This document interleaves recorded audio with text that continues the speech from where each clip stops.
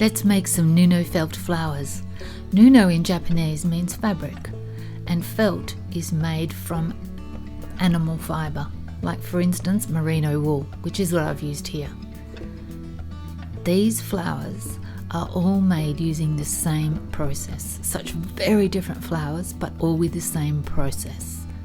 All 4 of them. Here's what you need. Some silk, an old stocking, some plastic bag, some bubble wrap, a pair of scissors, a little bit of detergent, a skewer of some sort. Now here I've got my plastic bag, and I'm going to cut a piece off the bottom of the plastic bag as tall as the tube that I'm using. You'll see why later. You can vary the size of the tube, you can vary the height of the bag. If you want to make a really small flower, you would use something much shorter, an old medicine bottle for example. You can reuse this many times. 15 centimeters by 98 centimeters. Laying down the silk and the wool. The silk I'm using is from an old sari. If you've seen some of my other videos, you will have seen this sari before, and there's a lot more of it left. So a tiny bit of detergent, fold it in half, and now I am rubbing it to spread that detergent as thinly as I can over the whole piece. I'm trying to use gloves, but it didn't work. So I've taken them off, and now I'm laying down the wool. The silk is wet, and I'm laying down this wool. The red I'm going to put down just the depth of the silk, but you can see these sparse bits of black merino I'm using for the depth of the petals, and it comes below the line of the silk because it's going to form, that bit is going to form the base of your flower. We wet it down with a detergent mix that is warm-ish, not too hot though. We don't want to start any felting hot. We start felting warm and work up to hot. And by the way, the bubble wrap is facing bubbly side out. So the smooth side is facing the wool. This takes quite a long time. You take the sander and just place it on top of your work and let it sit there for maybe a count of 10, and then just lift it up gently and move it somewhere else. You can see here the black bits of the flower below. I've made sure that they have not been in touch with the sander. I don't want them to felt yet. That part of the project felts very well all by itself. So now we're going to roll up our project. Try to keep it really tight, and also try to keep the line straight at the bottom. The top of the work doesn't matter so much, but the bottom you want to be straight. Next, I lay the wool across each other, going from each side of the parcel, and pat it down. This begins the felting process really quickly. That part of the project will always felt.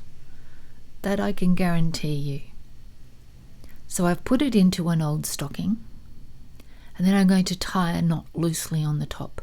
Loose is an important word, because if you tie it really tightly, you'll probably have to use a pair of scissors to undo it. And next I'm going to add some rubber bands to keep it in place. Then we rub, we roll, we bang it, we shake it.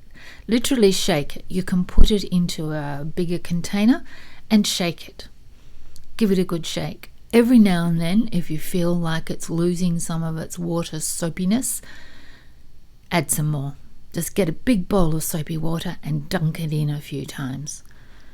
And that helps to warm it up as well. Because I've used a metal container for this one, I can't put it in the microwave. And I did try putting a plastic container in the microwave, and it wasn't pretty. So with other felt work, you can use the microwave. And by the way, if you're enjoying this, please subscribe to my channel. I would really, really appreciate that. Now we're going to check to see how we're going. You can see that the base is felted. The base is going fine. But let's see how the rest goes.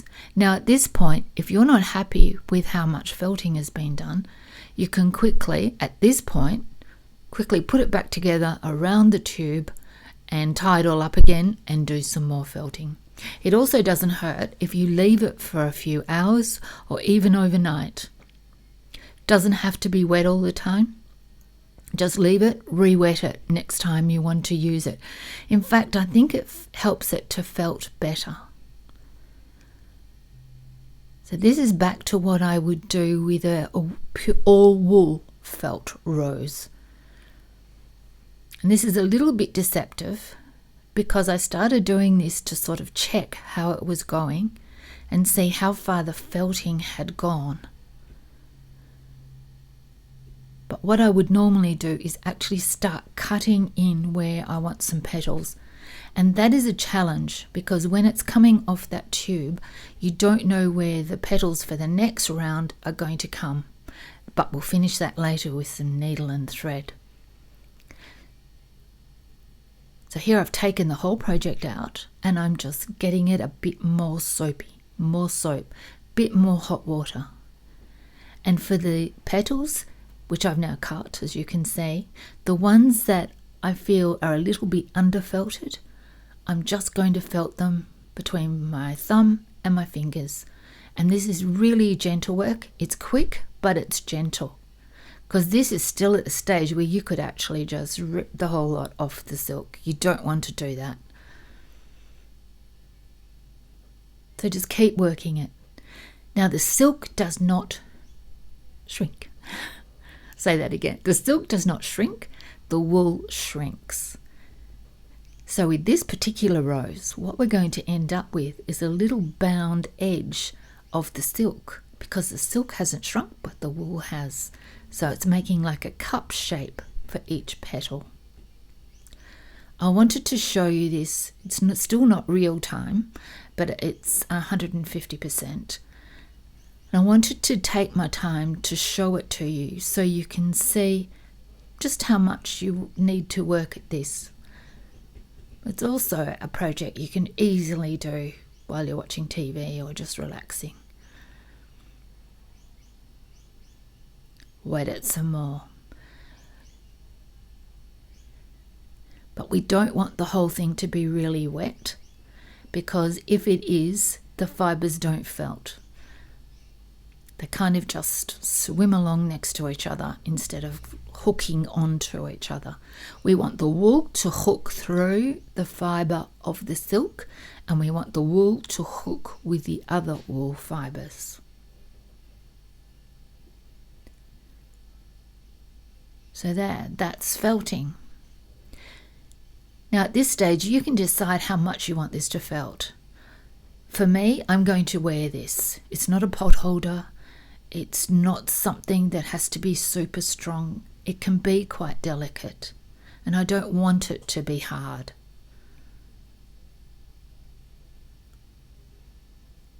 When they're finished, these flowers will actually be as light as a real flower, or even lighter, and that's a big advantage of making a nuno-felted flower.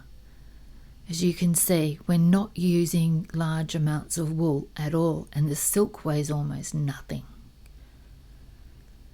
So here I'm just seeing where the petals come, and you can see just behind my thumb there, I've got about 3 petals that have all come out at the same spot. We don't want that to happen. One way to stop it is by just pulling. The wool is still very flexible. But of course the silk isn't flexible. But sometimes you can rip it a bit to take the petal back further to the very base of the flower.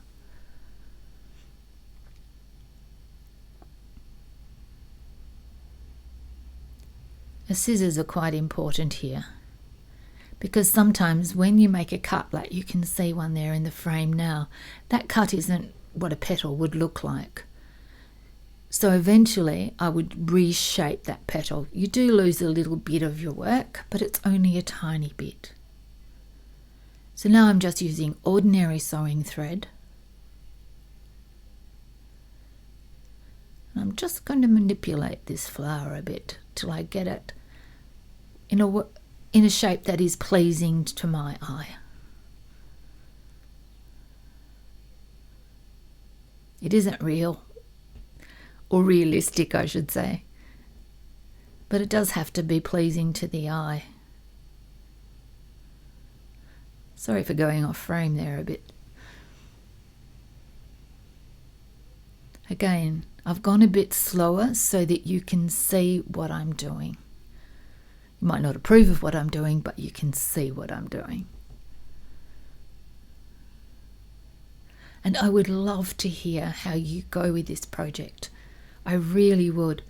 Because what I find is that every person who tries to make something, especially in felt, brings something new to the work and they discover new things. And the only way to make those discoveries is through joyful playing. And that's what is really important to me in all of the arts, is that joyfulness of play. I think all good arts discoveries come from play. Play that is creative, not play that is set up as an opposition to work. See how the base has come out nice and flat? That makes a good, it makes it work really well when you want to attach it to a jacket or something like that. It's got this nice flat base for you to put a pin or a brooch connection to or something like that. Now the next flower I'm going to show you was made and the base was really heavy. I'd put far too much wool below the line. So in the end I just chopped off the base. And one of the first things I need to do now with that flower is to sew up the hole that I made. And there it is. See the effect of using the dark wool on the inside of the flower. Yep, I'm still messing around with this flower. See how the edges look like they've been bound? Isn't it interesting? I think so anyway.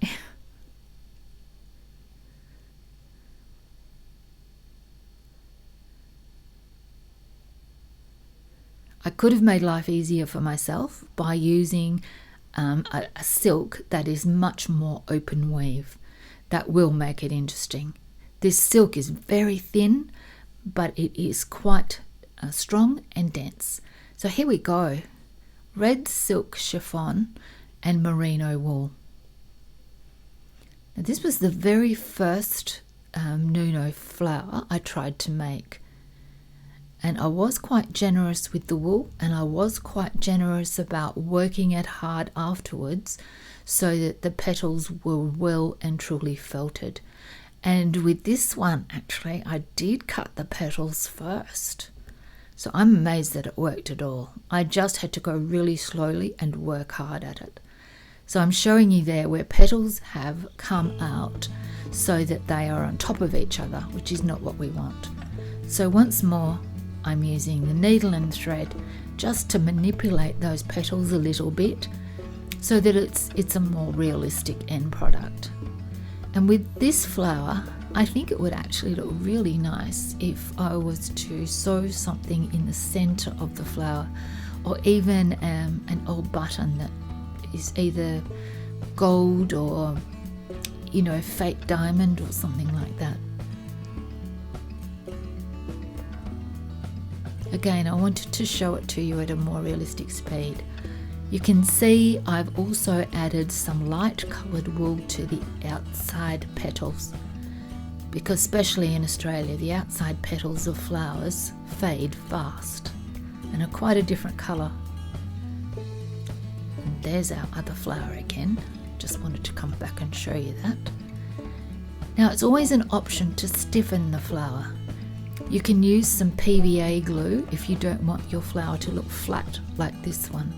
It can give it more dimension. I've even gone to the trouble sometimes of setting curls in my petals using pencils and some glue. You just make a milky mixture let it dry, and you get a really good effect. Don't make it any thicker than milky. Now this little animal has been made by just taking the whole piece of work off the tube, just pulling the whole thing off in one lump. So it's all connected at the base. It is felted really strongly.